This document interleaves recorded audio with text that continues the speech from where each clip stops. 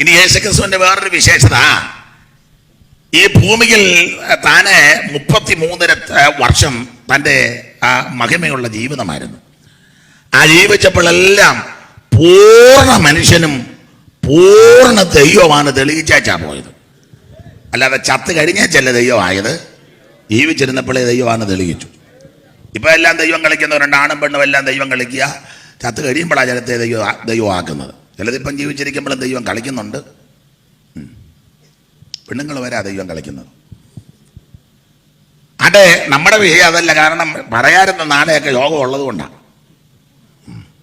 ഇന്നുകൊണ്ട് ഈ യോഗം അങ്ങ് പിരിച്ചുവിടുകാരനെ പറഞ്ഞ ഞാനും പോയാനും നിങ്ങളുമൊക്കെ മിക്കവാറും പോയാനും.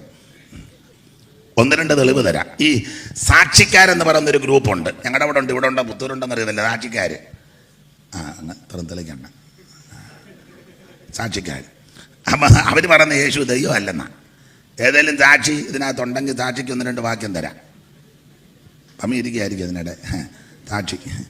അപ്പോൾ അവർ പറയുന്ന യേശു ദൈവം അല്ലെന്നാ. യേശു ക്രിസ്തു ആ ദൈവം. അപ്പോൾ യേശു ക്രിസ്തുവിൻ്റെ ദൈവത്വം ജീവിച്ചിരുന്നപ്പോൾ ദൈവമാണെന്ന് മനുഷ്യനാണെന്ന് തെളിയിച്ചാ പോയത്. അതിന് 1-2 ഉദാഹരണം. ജീവിച്ചിരുന്നപ്പോൾ മനുഷ്യനാണെന്നും ദൈവമാണെന്ന് തെളിയിച്ചു. അത് ഒരേ സമയത്ത് തന്നെ തെളിയിച്ചെന്നുള്ളതാണ്. അറിവുള്ള ഭാഗ്യമാണ്. ഉദാഹരണം നമുക്കറിയാമല്ലോ, കാനാവിലെ കല്യാണ വീട്ടിൽ യേശു ചെന്നു. ക്ഷണിച്ചപ്പോഴാണ് ചെന്ന്. അവിടെ ഒരു പദമുണ്ട്, യേശുവിനെ ശിഷ്യന്മാരെ ക്ഷണിച്ചു. അത് മനുഷ്യൻ എന്നുള്ള നിലയിലാണ് പോയത്. അമ്മ വഴി ബന്ധുവും യോഹന്നാൻ്റെ കല്യാണമാണെന്ന് പറയുന്നു. അപ്പോൾ അവർ ക്ഷണിച്ചു. അത് അതനുസരിച്ച് ക്ഷണം സ്വീകരിച്ച് അതിൻ്റെ മര്യാദയാണ്, നാട്ടുമര്യാദയാണ്. അങ്ങനല്ലയോ വിജയപാത ക്ഷണിച്ചെന്ന് അല്ലേ? നമുക്കിതറിയാമെങ്കിൽ അറിയാൻ മേലാത്തവരുണ്ടെന്ന് ഇതിനിടയിലുമൊക്കെ. യേശുവിനെയും ശിഷ്യന്മാരെയും കല്യാണത്തിന് ക്ഷണിച്ചിരുന്നു. ക്ഷണിച്ചിരുന്നു. അപ്പൊ ക്ഷണിച്ചത് കൊണ്ടായി. ക്ഷണിച്ചാലേ പോകാവൂ. ചിലരെ കല്യാണത്തിന് വിളിക്കുമൊന്നും വേണ്ട, കല്യാണക്കുറി വഴി കിടന്ന് കിട്ടിയാൽ മതി. അവർ കുറിയടിച്ചുകൊണ്ട് ഇപ്പോൾ ഒന്ന് താഴെ പോയതാ. ആയിരത്തോടെ നേരെ അങ്ങ് പോവുക. പുത്തൂർ മാർത്തമ്മ പാരീഷു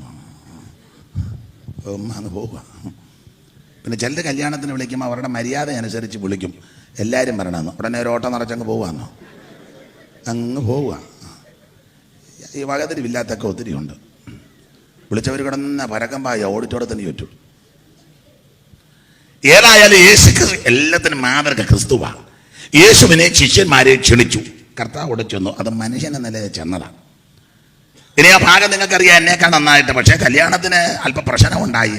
കലവറയിൽ ഒരല്പം ബുദ്ധിമുട്ടായി. വീഞ്ഞ് തീർന്നു. അപ്പോൾ പ്രശ്നമായി. ആ ഭാഗം നിങ്ങൾക്കറിയാം. അപ്പോൾ യേശുവിനടുക്ക് വന്ന് പറഞ്ഞു, യേശു ക്രിസ്തു പറഞ്ഞു, ആ കൽപാത്രത്തിൽ വെള്ളം.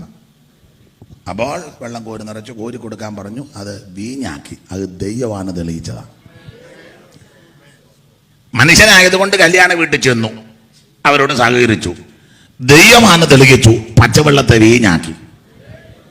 ഹല്ലേലൂയ. അപ്പോൾ കല്യാണത്തിന് ക്ഷണിച്ചു. അത് മനുഷ്യൻ എന്നുള്ള നിലയിൽ ചെന്നു. പ്രശ്നം വന്നപ്പോൾ പരിഹരിച്ച് വെള്ളം വീഞ്ഞാക്കി. ദൈവമാണ് തെളിയിച്ചു. മനുഷ്യൻ എന്ന നിലയിൽ അങ്ങോട്ട് ഏൽപ്പിച്ചു കൊടുത്തു. ആ ഭാഗം തന്നെ പിടിക്കുമ്പോൾ വേറൊരു പ്രയോഗമുണ്ട്. പിടിക്കാൻ വന്ന കുറത്തം ബോധം കെട്ട് വീണു. അത് ദൈവമാണ് തെളിയിച്ചതാണ്. എന്ന് പറഞ്ഞാൽ നീ എല്ലാവരെയും തൊടാൻ ചെല്ലും പോലെ ജീവിക്കുന്നവനെ കയറി തൊടരുത്.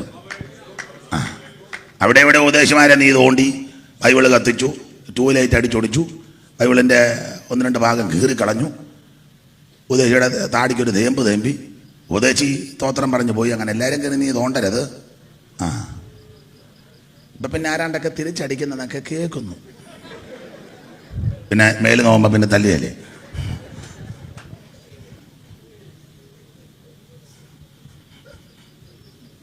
ഞാനൊന്നും ചെയ്യത്തില്ല. എന്നെ തല്ലു കൊണ്ടോട്ടോ സ്തോത്രം പറഞ്ഞു പോകുന്നല്ലാതെ ഒന്നിനും കൊള്ളുകയല്ല എന്നെ. അതിന് യാതൊരു പണ്ടൊരു ഉപദേശിക്കറി മൊട്ടത്തലയാന്ന് വിളിച്ചു. നടന്നപ്പോൾ അറിയാമായിരുന്നല്ലോ. ഉപദേശിമാരും അങ്ങനെ ആയിരുന്നു. മുടിയൊന്നും വളർത്തുന്നില്ലായിരുന്നു. ഇവിടുത്തെ ചില ഉപദേശിമാരെ നിങ്ങൾ കണ്ടിട്ടില്ല? മുടി ശുശ്രൂഷകരുടെ മുഖത്താണ്. അവൻ നേരം ചൊവ്വന് മുടി പോലും വെട്ടിക്കാൻ. ഇന്ന് രാത്രി ഒരു പിട്ടുതല്ല. ഈ മുടിവെട്ട് കാണുമ്പോൾ അറിയാം നീ ഗുണം വന്നാന്നോ ഇല്ലയോ എന്ന്. അതിനിപ്പോൾ പ്രാർത്ഥിച്ച് നോക്കുമൊന്നും വേണ്ട. എൻ്റെ ആ ജയിപ്പും മുഖവും ഒക്കെ കാണുമ്പോൾ അറിയാം നീ ഗുണമുള്ളതാണെന്നോ ഇല്ലയോ എന്ന്. എൻ്റെ വിഷയം അതല്ലല്ലോ, ഞാൻ അങ്ങോട്ട് പോകുന്നില്ല. അപ്പൊ എന്തായാലും കൊള്ളാം, വച്ചിരുന്നപ്പോൾ ആ പൂർണ്ണ മനുഷ്യനും പൂർണ്ണ ദൈവമായിട്ട് ക്രിസ്തു തെളിയിച്ചു. ഒരു കാര്യം പറയാം, പാമ്പ് കാട്ടിലെയും അമ്മ തോട്ടത്തിലെയാ. തോട്ടത്തിലെ അമ്മാമ്മ കാട്ടിലെ പാമ്പുമായിട്ട് അധികം മിണ്ടായിരിക്കുന്നതാ. അത്യാവശ്യം ഫോൺ വരും, ഹലോ ആരാ വിളിക്കുന്നത്? അതിനെയാണ് ആട്ടെ, അച്ഛൻ ഇവിടെ വരുമ്പോൾ പറയാം. ആട്ടെ, ആരാ വിളിക്കുന്നത്? പേര് ആ കൊച്ച, പറയാം. ആട്ടെ, അത്യാവശ്യമായിട്ട് എന്തെങ്കിലും പറയണോ? അത്യാവശ്യമായിട്ട് എന്നെ ഒന്ന് വിളിക്കാൻ വേണം. ആട്ടെ, ഇത്രയും പറഞ്ഞാൽ പോരെ. ഇതങ്ങനല്ലല്ലോ. ഹലോ ഉണ്ണേ, അവൻ ടൂണമാ. ഹലോ ആരാന്ന് പറ. ഉണ്ണേ ഇവിടുന്ന് അമ്മാമ്മ. സാമാണോ? ഉണ്ണേ അവിടുന്ന് ബ്ലസനാന്നോ? ഉണ്ണേ അവിടുന്ന്. ആരാ പറ, പറയുന്നേ. പറ. എല്ലാം മനസ്സിൽ. നീ ഇവിടെ നിന്ന് ഇങ്ങനെ അറകല തുള്ളുമ്പോൾ ആത്മാവിലാകുമല്ലോ. ഫോണൊക്കെ സൂക്ഷിച്ചോണം. ആവശ്യമില്ലാത്ത മിസ് കോളും ആവശ്യമില്ലാത്ത മെസ്സേജും ആവശ്യമില്ലാത്ത ഫോട്ടോ ഉണ്ടെങ്കിൽ ഇന്ന് രാത്രി നീ മാറ്റണം. എന്തൊക്കെസുകാർക്കുള്ള തൂതും കൂടാ. ഭാര്യയുടെ ഫോണേ ഭർത്താവിൻ്റെ കയ്യിലോട്ട് കൊടുക്കും 2 ആഴ്ചത്തേക്ക്. അച്ഛാ പരിശോധിച്ചു തരാം, കൊടുക്കാവോ? ഇപ്പം ഞാൻ പറഞ്ഞതുകൊണ്ട് മിക്കതും ഡിലേറ്റ് ചെയ്യും. ഭർത്താവിൻ്റെ ഫോണ് ഭാര്യയുടെ കയ്യിലോട്ട് കൊടുക്കും 2 ആഴ്ചത്തേക്ക്.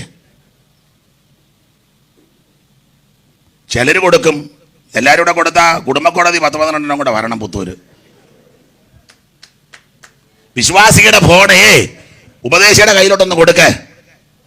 ഭാഷ ഇതൊക്കെ പരിശോധിച്ചതാ. പാഷന്മാരുടെ ഫോണ് വിശ്വാസിയുടെ കയ്യിലോട്ട് വന്ന്